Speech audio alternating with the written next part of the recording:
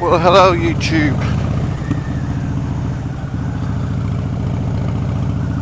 I thought I'd better take advantage of the amazing weather on, I believe, October the 2nd or the 3rd on the Isle of Man, and do a 2,000 mile review of my bike, because I'm currently up to 2,024 miles.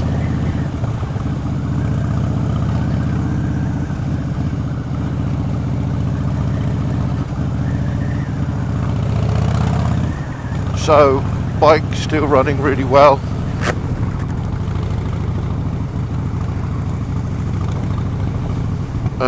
I've had the mirrors fixed now. I was going to have a warranty job and have them swapped over, but when it went back to the dealer, they actually realised that one of the mirrors had a earth cable disconnected or sheared or something. Anyway, sorting that out fixed the issue, so I didn't get new mirrors. The only major issue that I've been having is with the battery.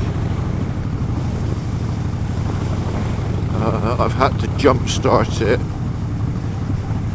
twice now, maybe even 3 times. Once it made me miss my ferry, and the other time I guess I was a bit more prepared. I've been jumping it off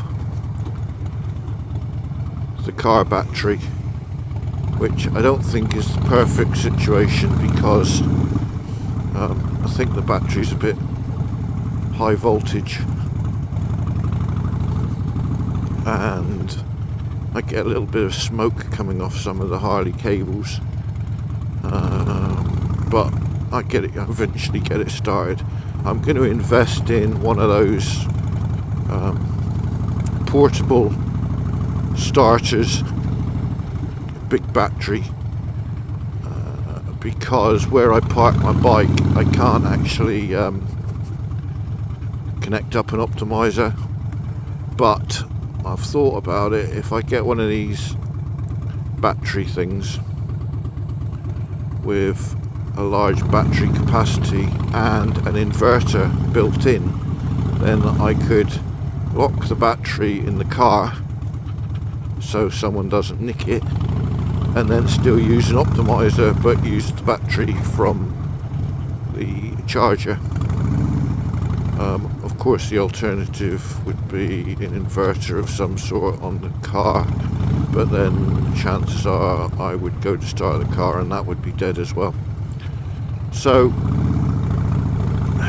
that's my only gripe, and other than that, I'm still totally, utterly besotted by my street bob. I have got some rear mirrors, rear indicators for the bike now. They're still LED with built-in brake lights, but they are marginally smaller, well, quite a lot smaller, and they're black, so another chunk of chrome will be removed. I did try to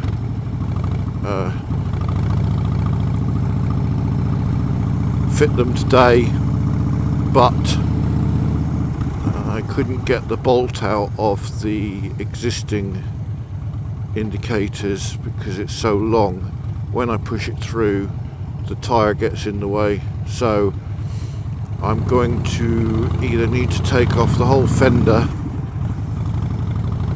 which means I need better Allen keys, or I'm going to get a bike lift, one of those £80 jobbies that I can use on various bikes as long as they haven't got the fairing on, to lift them up. And I'm hoping if I do that, the wheel will then drop sufficiently to enable me to get the bolts out.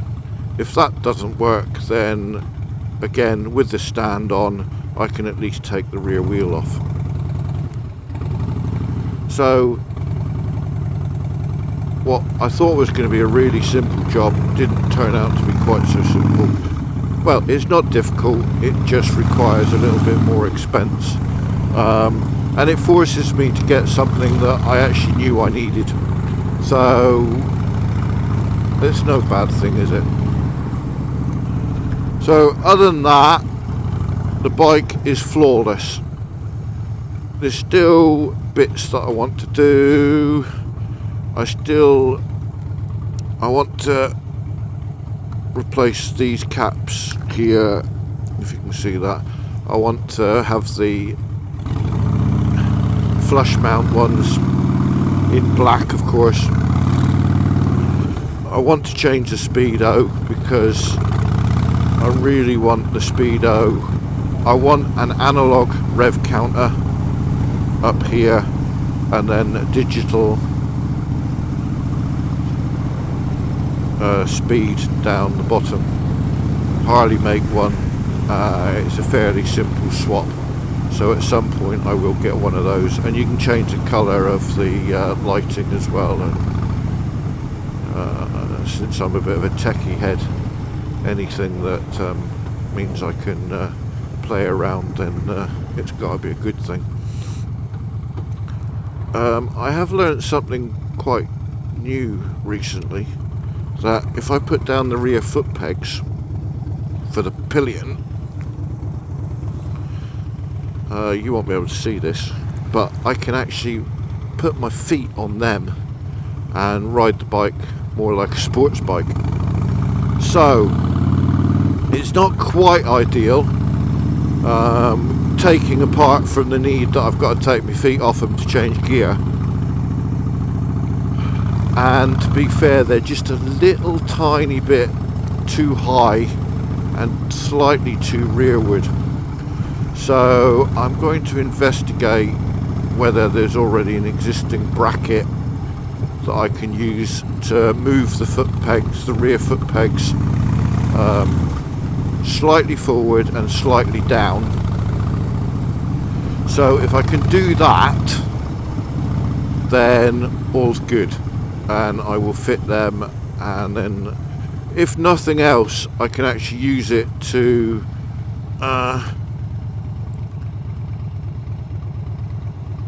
rest my feet, my legs, when I'm on longer journeys, because it's great having your feet forward, but occasionally you actually want to move your feet around, or I certainly do. Now for people with mid mounts, you got highway pegs, which is fantastic, lucky so-and-sos. But for people with forward controls, I've never heard of or never seen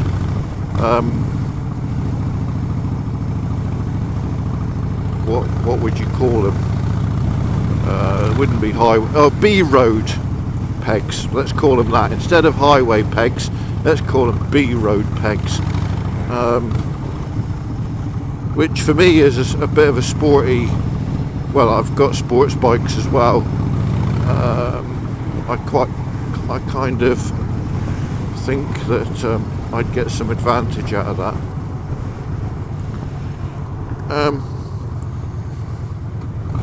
Otherwise the bike, like I've said, is faultless. It's not missed a beat in its 2,000 miles, apart from the battery. I'm probably also going to try a cheap Chinese copy headlight, LED headlight, simply because I can pick one of those up for about £60, whereas the Harley version is, I think, nearer 500.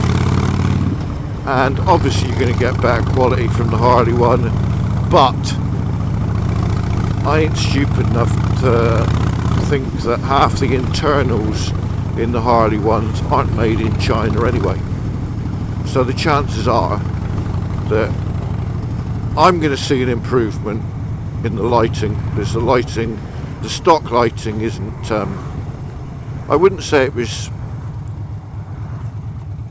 totally and utterly useless, but equally I wouldn't say it was designed for English B roads. For you Americans riding down your highways, I'm sure the stock is absolutely fine, but as soon as you get on the twisties, it's got its limits, and I don't really want to have to add extra floodlights or spotlights on it, because I want to try to keep it as minimal as possible.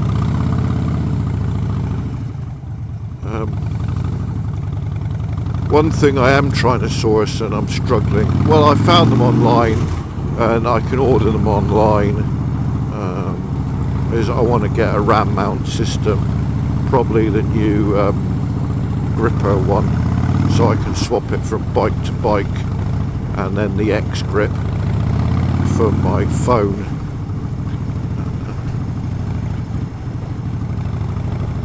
They just don't seem, bike shops in the UK just don't seem to have them, which I find is a bit weird.